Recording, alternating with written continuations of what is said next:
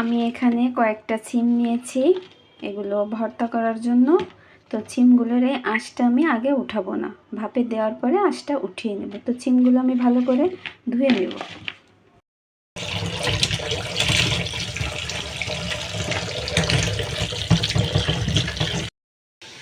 পানিটা আমার গরম হয়ে গেছে, পরিমাণ মতো পানি নিয়েছিলাম, পানিটা গরম হয়ে গেছে। এখানে আমি একটু লবণ দিয়ে দেব আর সিমগুলো দিয়ে নেব। তো এখন ঢাকা দিয়ে রাখবো। সিম ভাপানো আমার হয়ে গেছে, 8-10 মিনিট ধরে সিমটা আমি ভাপিয়ে নিয়েছি। এবার তুলে নেব। সিমগুলো ভাপানো হয়ে গেছে, এবার এভাবে আঁশটা ছাড়িয়ে নেব। দেখুন কি সুন্দরভাবে আঁশটা উঠে যাচ্ছে।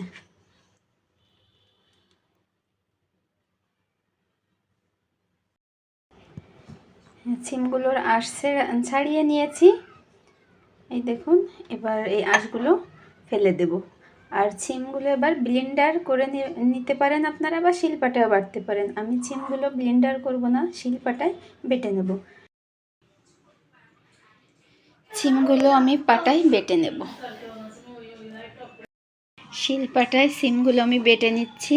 তো বেটে তো নেবেন, সিম বেটে নেওয়ার পরে এরকম একদম মিহি করে বেটে নিতে হবে, কোনো চাবা থাকবে না, একদম মিহি করে বেটে নেবেন। তো সিমগুলো আমি সম্পূর্ণ বাটাটা শেষ করি। সিম বাটাটা শেষ। এবার আমি কড়াইতে পরিমাণ মতো তেল দিয়ে দেব, সরিষার তেল দিয়ে এই ভর্তাটা আমি করব। তো এখানে কিছুটা দিয়ে দিব জিরে, 4টা রসুনের কোয়া আমি কুচিয়ে রেখেছিলাম। এই দেখুন কতটা চিকন চিকন করে কুচিয়েছি। তো আমি এই রসুন কুচিটা দিয়ে দেব। একটু 2 মিনিট নাড়াচাড়া করে নেব। দিয়ে দেব 1 কাপ পরিমাণ মতো পেঁয়াজ, হালকা ভেজে নেব, শুধুমাত্র কাঁচা গন্ধটা যাবে এরকম করে একটু 2-3 মিনিট ভেজে নেব। আর পেঁয়াজ রসুনটা আস্তে আস্তে থাকবে, এমন অবস্থায় আমি একটু দিয়ে দেব, হলুদ গুঁড়া দিয়ে দেব। হলুদ গুঁড়া দেওয়ার সাথে সাথে দেখেন সুন্দর একটা কালার আসছে। হলুদ গুঁড়াটা শুধুমাত্র দেওয়া কালারের জন্য।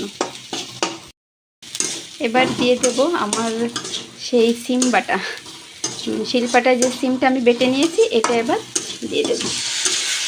তো এবার আমি মশলার সঙ্গে সিম বাটাটা ভালোভাবে নেড়ে মিশিয়ে নেব। নেড়ে নিয়ে এখন আমি এখানে অ্যাড করে দেবো একটা ডিম। পরে ডিমটা এর সঙ্গে আমি নেড়ে মিশিয়ে নেব। তো আমি ভালোভাবে ডিমটা এর সঙ্গে মিশিয়ে নেব। একটু লবণ দিয়ে দেব, লবণটা বুঝে দেবেন, কারণ সিম যখন ভাপিয়ে নিয়েছিলাম তখন আমি লবণ দিয়েই ভাপিয়ে নিয়েছিলাম, তাই এটা মাথায় রেখে লবণটা দেবেন। অনবরত নেড়ে আমি এটা সুন্দরভাবে মিশিয়ে নিয়েছি। তো এখানে আমি 2টা শুকনো মরিচ ভেঙে রেখেছিলাম, এটা দিয়ে দেব। আর দিয়ে দেব 2টা কাঁচা মরিচ কুচি করে রেখেছিলাম এটা। আর কিছুটা দিয়ে দেব সরিষার তেল। এই ভর্তাটা পুরোটাই আমি সরিষার তেল দিয়েই করব। তো এবার ভালোভাবে এগুলো নেড়ে মিশিয়ে নিতে হবে। আমার ভর্তাটা কিন্তু প্রায় শেষের পথে। এখানে অ্যাড করে দেব আরও 1 কাপ ধনেপাতা। তো এবার আমি ভালোভাবে মিশিয়ে নেব। ভর্তাটা আমার শেষ। এই দেখুন কড়াইটি লেগে যাচ্ছে, এরকম লেগে গেলে বুঝবেন যে ভর্তাটা হয়ে গেছে। এবং সুন্দর মতো যে পানি একটা ভাব ছিল সেটাও কিন্তু নেই। এই দেখুন সুন্দর মতো দলা বেঁধে যাচ্ছে এবং একটা আঠালো ভাব আসছে। এবার আমি সিমটা গরম পরিবেশন করে নেব। ভর্তাটা আমার পরিবেশনের জন্য একদমই রেডি। ভর্তাটা পরিবেশন করতে পারেন গরম সাদা ভাতের সাথে। আপনারাও এই রেসিপিটা একবার হলেও তৈরি করে দেখবেন এবং অবশ্যই জানাবেন কেমন হয়েছে। তো সবাই ভালো থাকবেন, সুস্থ থাকবেন। আল্লাহ হাফেজ।